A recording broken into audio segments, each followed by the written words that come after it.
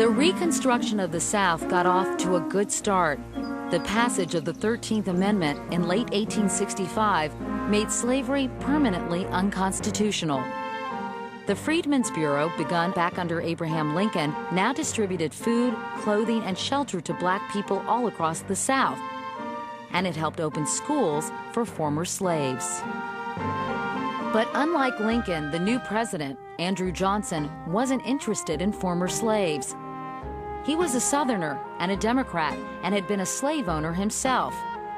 In February 1866, he vetoed an expansion of the Freedmen's Bureau and then looked the other way as Southern leaders instituted new black codes that restricted the freedom of black people. At the same time, he called for the welcoming of white Southern leaders back into the national government.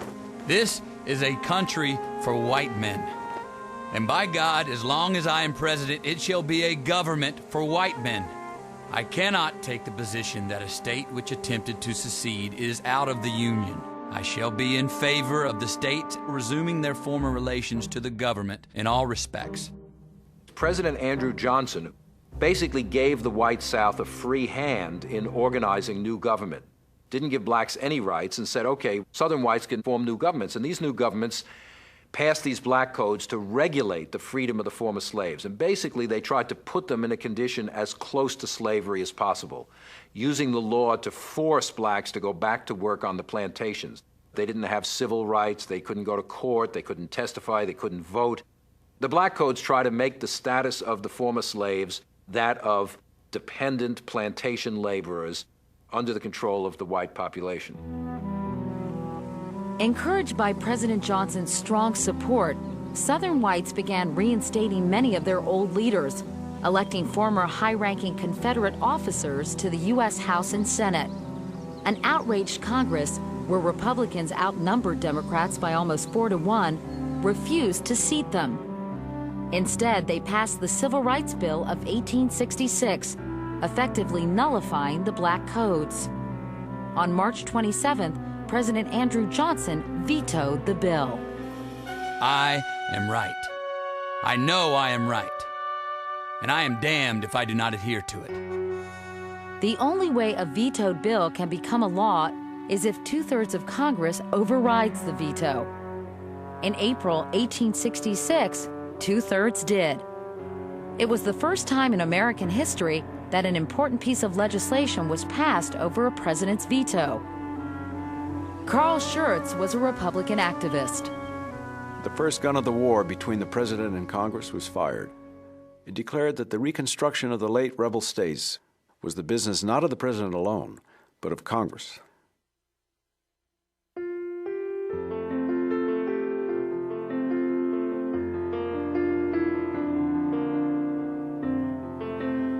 The Republicans in Congress who opposed President Johnson were led by Thaddeus Stevens. Stevens believed that the Southern states should not be admitted back into the Union until blacks were given the vote, land, and guarantees of equality under the law. And he called for a total restructuring of Southern society. The foundation of their institutions must be broken and relaid, or all our blood and treasure has been spent in vain. In 1866, Congress wrote the 14th Amendment. It was the most important change made to the Constitution since the Bill of Rights, and it said that the states must provide equal protection under the law to all their citizens. No government can be free that does not allow all its citizens to participate in the formation and execution of her laws. Every other government is a despotism. In 1867, Congress took charge of Reconstruction, removing it from President Johnson's hands. It forcibly divided the South into military districts, then passed a sweeping reform bill. The Reconstruction Act of 1867 required each Southern state to write a new state constitution that reflected the amended U.S. Constitution. And it said that while many former Confederate leaders could not vote, all black men could. The act was widely embraced, as Harper's Weekly reported. Though the president sees in it the destruction of the Constitution and the end of civil liberty, the loyal American people see in it the salvation of the Constitution and the beginning of civil liberty. That is the meaning of the Reconstruction Act. For the first time in American history, blacks were now elected to political office. 16 African Americans were elected to Congress, representing almost every state of the former Confederacy. And in Mississippi, Hiram Revels became one of 2 black U.S. senators, taking the seat of the former Confederate President, Jefferson Davis. The day he was sworn in, the Senate galleries were packed, as a Philadelphia newspaper noted. Never since the birth of the Republic has such an audience been assembled under one single roof. It embraces the greatest and the least American citizens. As Hiram Revels walked down the aisle, everyone stood. Then slowly but steadily, people began to cheer.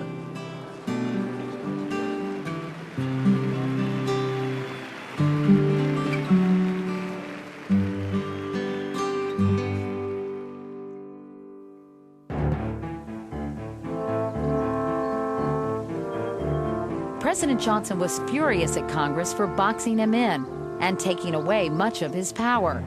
By now, his opponents were calling him the dead dog of the White House. Within a period of less than a year, Congress has attempted to strip the executive department of its essential power. I have been abused. I have been slandered. I have been maligned. Johnson especially opposed Congress's Reconstruction Act, as Charles Nordoff of the Evening Post sarcastically editorialized. He expressed the most bitter hatred of the measure in all its parts, declaring that the white people of the South, poor, quiet, unoffending, harmless, were to be trodden underfoot to protect a pig-headed man with only one idea, a bitter opposition to universal suffrage. In 1867, disgusted with Johnson's attitudes, the Republicans in Congress decided to get rid of him. For 2 months, the House of Representatives debated. Finally, House members voted to impeach Andrew Johnson. Impeachment of me for violating the Constitution? Damn them! Have I not been struggling ever since I have been in this chair to uphold the Constitution, which they trample underfoot? Now the matter went to the Senate. Only they could try a president. Thaddeus Stevens was one of those who presented Congress's case. I accuse him in the name of the House of Representatives of having perpetrated a foul offense against his country. He has sought to convert a land of freedom into a land of slaves. This people have put the chief of traitors on trial and now demand judgment of his misconduct. If President Johnson were convicted of high crimes and misdemeanors, he would be thrown out of office. On Saturday, May 16th, the vote began. As expected, all the Democrats voted not guilty. Republican after Republican voted guilty. But behind the scenes, Johnson had been making deals with several Republican senators in return for the promise not to vote for impeachment. The final tally was 35-19, just 1 vote short of the total needed for conviction. President Johnson would remain in office.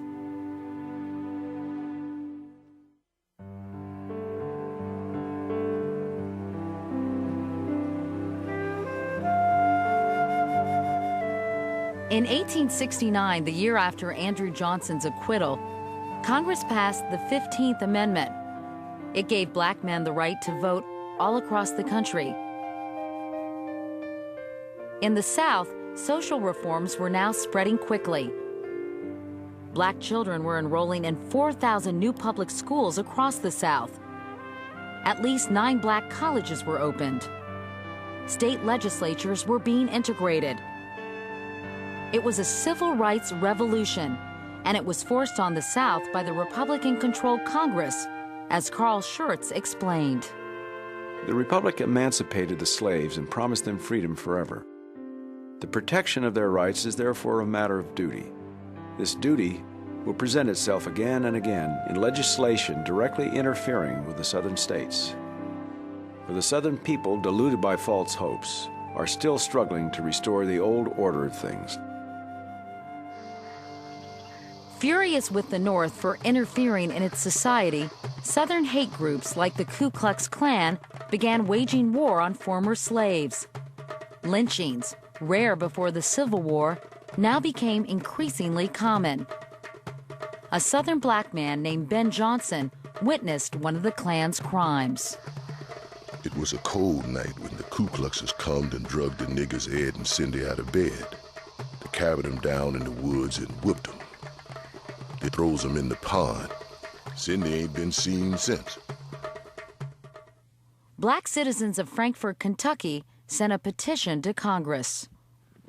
We believe you're not familiar with the Ku Klux Klan's riding nightly over the country and in the county towns, spreading terror wherever they go by robbing, whipping, ravishing, and killing our people without provocation. We have been law-abiding citizens, pay our tax, and in many parts of the state, our people have been driven from the polls, refused the right to vote. In 1869, the Civil War hero Ulysses S. Grant became president. Unlike Johnson, Grant cared deeply about American blacks. And with his support over the next years, Congress passed the Civil Rights Act of 1875, outlawing discrimination in hotels, theaters, and amusement parks. It was the last great legislation of Reconstruction. But just a year later, Grant's successor, Rutherford B. Hayes, ordered federal soldiers to be pulled out of the South. He said he believed the promises of Southern whites that they would protect black rights. My judgment was that the time had come to put an end to bayonet rule, to wipe out the color line, to abolish sectionalism and bring peace. The Army was withdrawn because I believed it a wise thing to do. But the Southern promises proved worthless, and no one was left there to enforce civil rights for African Americans. Reconstruction was over. Reconstruction was a great opportunity to really build a new society in the South from the ashes of slavery, and to, for the first time, really bring African Americans fully into the realm of American freedom.